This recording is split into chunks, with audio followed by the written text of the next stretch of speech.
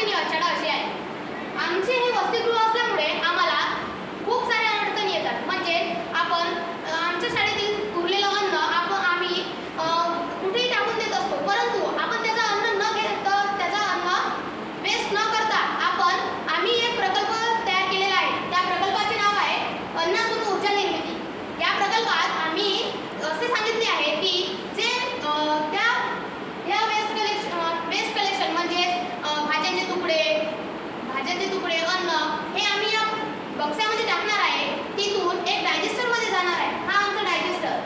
त्या डायजेस्टरमध्ये गेल्यानंतर तिथे एक प्रकारचा गॅस तयार होईल आणि एक प्रकारचं सेंद्रिय खत. म्हणजे गॅस म्हणजे मिथेन वायू. मिथेन वायू तर आपल्याला माहीतच आहे. आपण मिथेन वायूचा उपयोग आंघोळीसाठी, गरम पाणी आणि आपले अन्न शिजवण्यासाठी खूप कामी येते. त्यामुळे आपल्याला जास्त गॅस वेस्ट करण्याची गरज नाही. आपण आमच्या वसतिगृहातूनच आम्ही मिथेन वायू जमा करून आम्ही अन्न शिजवू शकतो.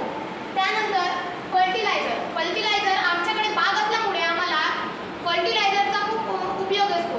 काही झाडं आमच्याकडचे असेच मरून जातात. त्यापेक्षा आपण त्यांना खत देऊन जास्त काळ जगवून ठेवून त्यांच्याकडून पोषण तत्व घेऊ शकतो. आमच्या शाळेचे नाव अनुसूचित जाती व नवबोध